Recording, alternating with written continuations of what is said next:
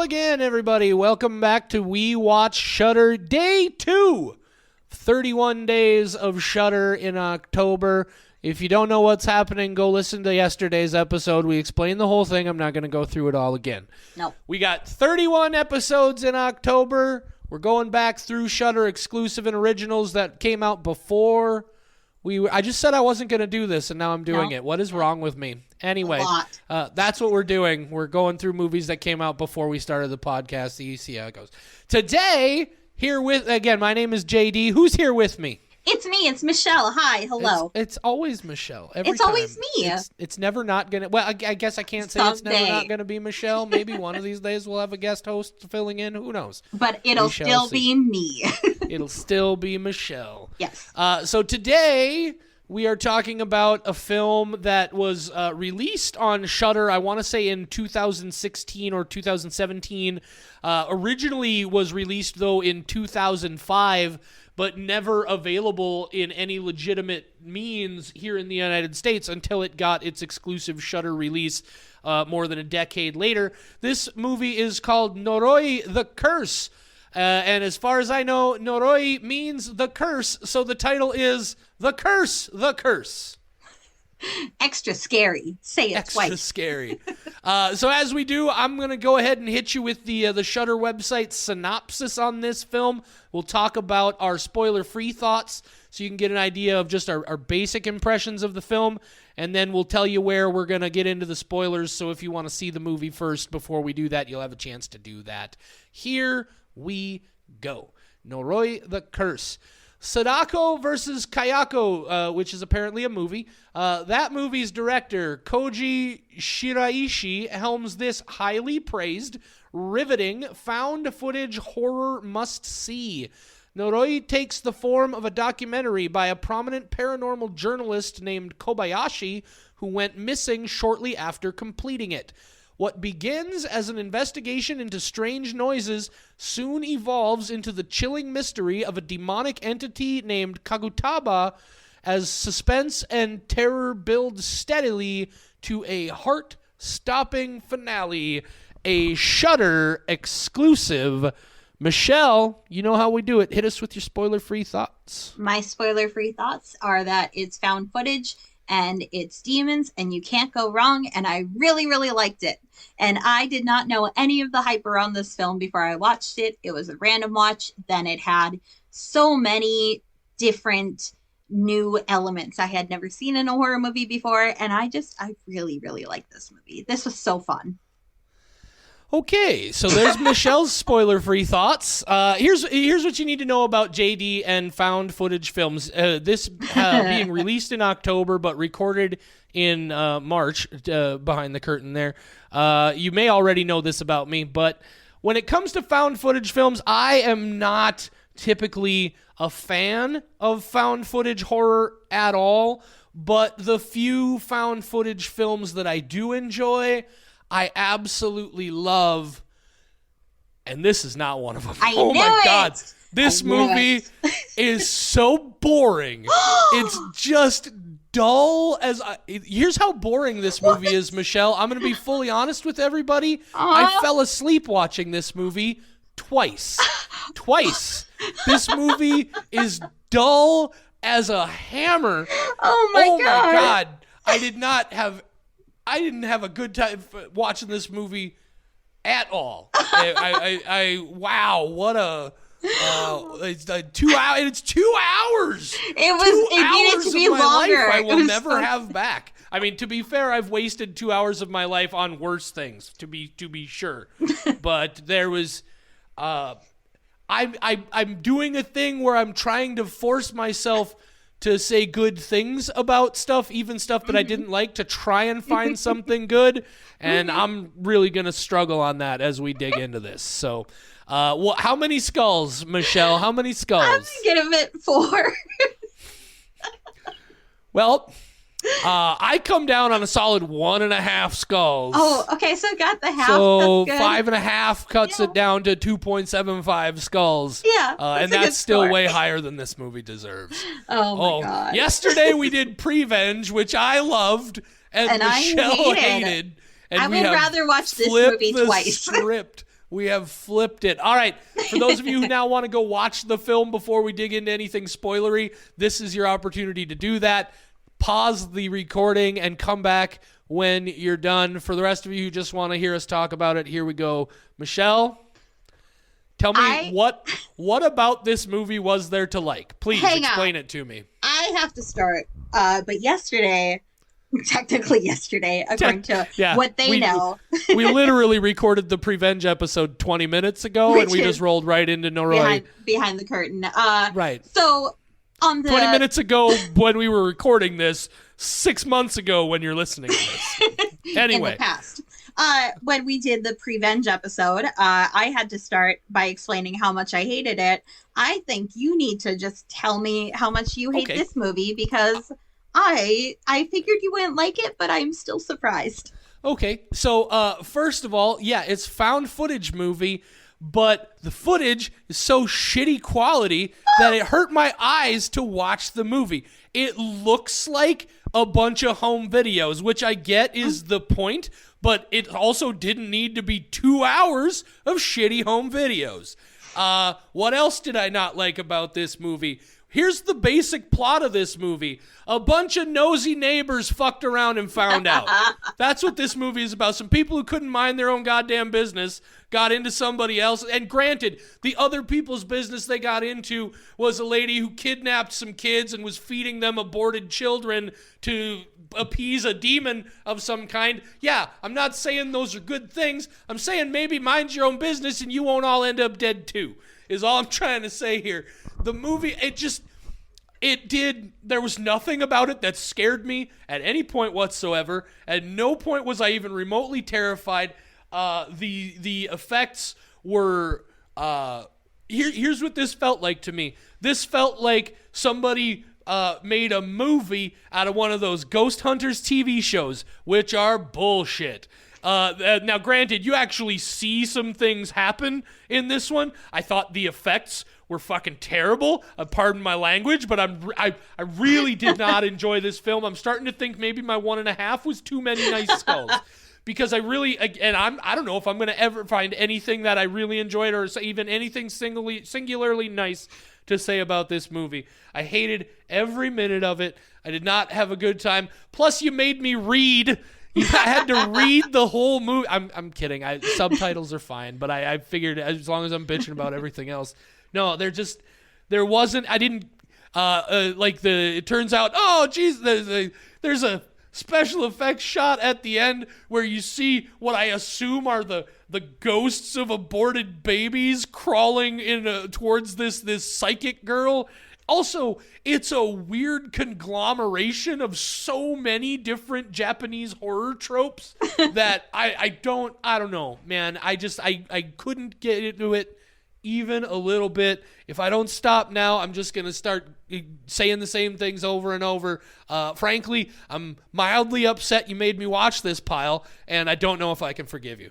I'm kidding. Okay, I'm done. You go ahead now. Wow. Michelle is stunned. She's stunned. It was hard. I did not like this movie at all. I was just writing down my notes so that first off I didn't interrupt you, and secondly it kept me from laughing just over the whole thing, because your hatred of this movie makes me love it more. Well, I'm glad I could bring something to you. Because there are certain things where I'm like, that's absurd and that's ridiculous. I don't care. Like the woman revealing that okay, first off, I should probably try to sum up the story for people who are just going into I already this did that. Nosy neighbors fucked around and found out. That's what this story is about. It is so hard to sum up, but that's what I like about it. It seems like there are all these little bits that don't seem to make any sense. There are 2 or 3 different television segments. One of them is discovering psychic kids in a school. Another one is a thing where they interview psychics. I believe that's where you meet Mr. Hurry, the tinfoil hat guy, who I love. I love that man so much. He's just crazy and screaming about worms. Oh my God, I want to hang out with him. He sounds great, and I think he's a big part of why I love this movie so much. Tinfoil hat guy was he was unique for sure. Yeah. But again, just such a random, disparate thing in a whole pile of random, disparate things. I loved it because it just kept my attention. I'll say that I first watched this movie probably about 2 years ago, probably right when it came out on Shudder. So a couple years ago. When I had to go back to prepare for this episode, I was like, yeah, I get to rewatch this movie that I remember liking. First, I'm going to read the Wikipedia page so that I can kind of get like brushed up on what happened in it because certain things were fuzzy.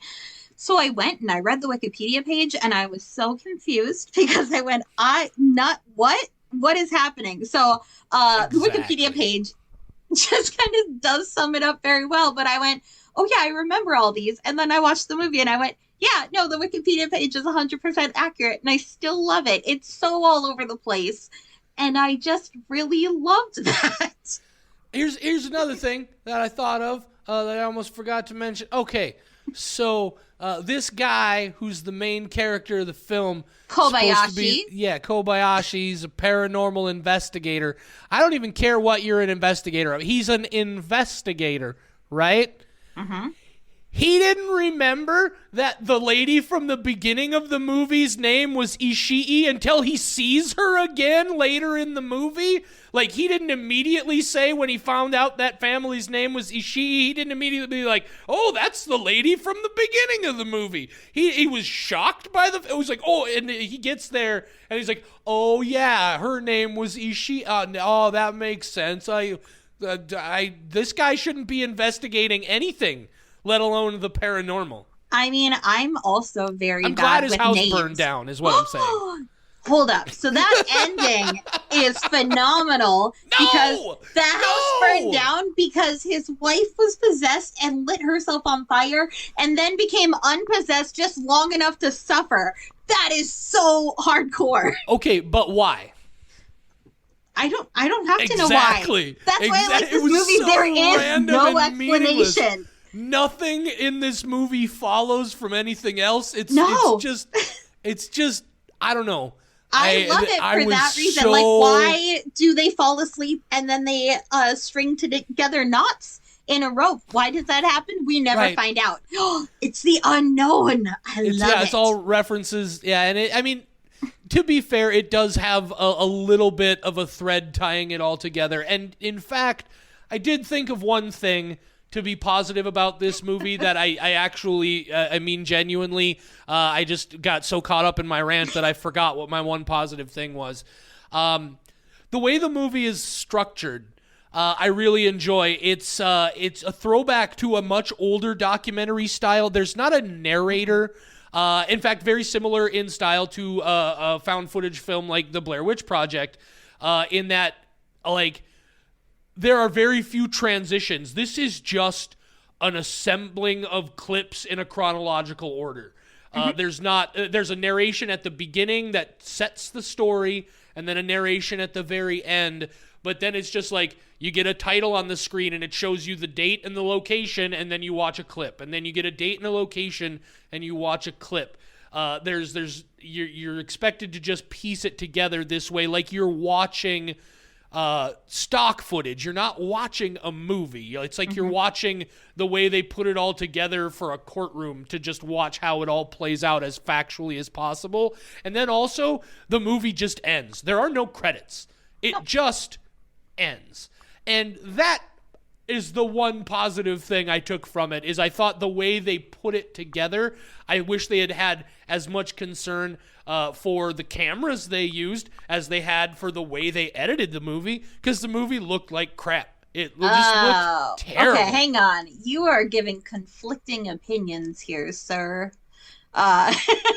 You said you liked the style of documentary, which was a very older documentary style, which was probably from the 80s and 90s, where it was standard definition, low quality. And that's a huge part of what adds to this film, is that it is low quality, but you can still absolutely see what's going on. If you don't, you need new glasses. Here's what I can tell you is less than a month ago at the time we're recording this, I watched a documentary from, I believe, the late 1960s about Black Panther chairman Fred Hampton.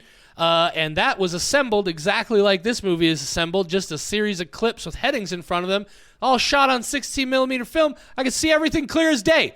Looked just fine.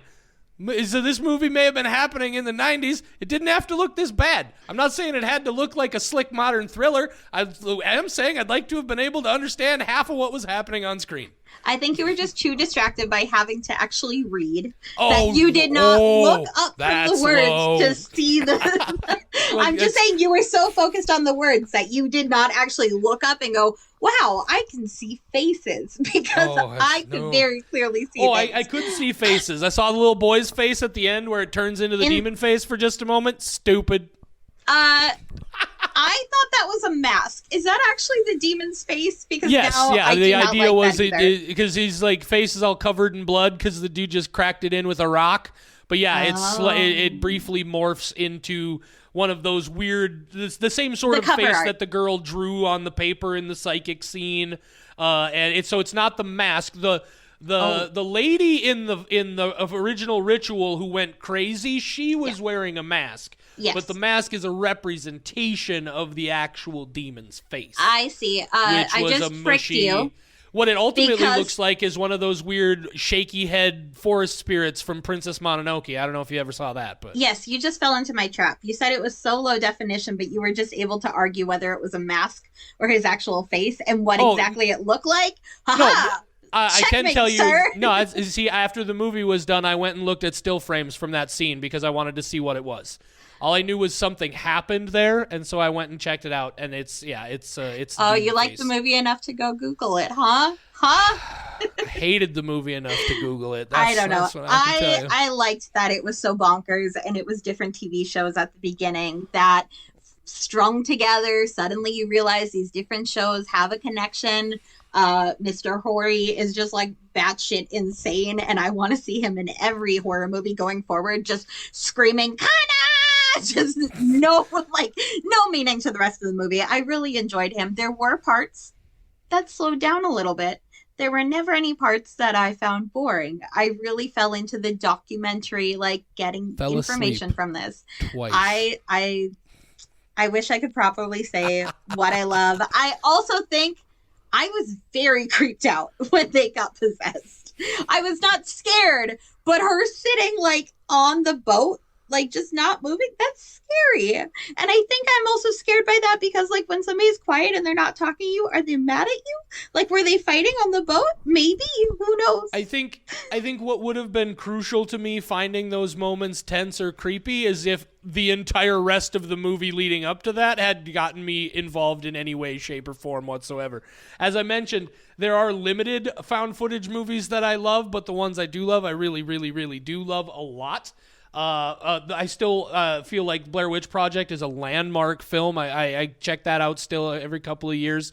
Also, I love the first 3 Paranormal Activity films to the extent that I feel it's the only trilogy of movies I've ever seen in any genre or style whatsoever that actually gets better as they go along. I think 3 is better than 2 is better than 1, and I think 1 is really good.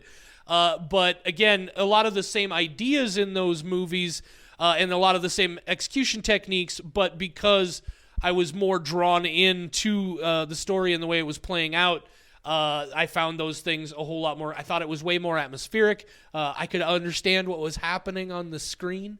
I had no trouble seeing the footprints appear in the flower on the floor in Paranormal Activity, Michelle. I had to stop and pause and look at reference frames to understand what was happening on the screen in this movie.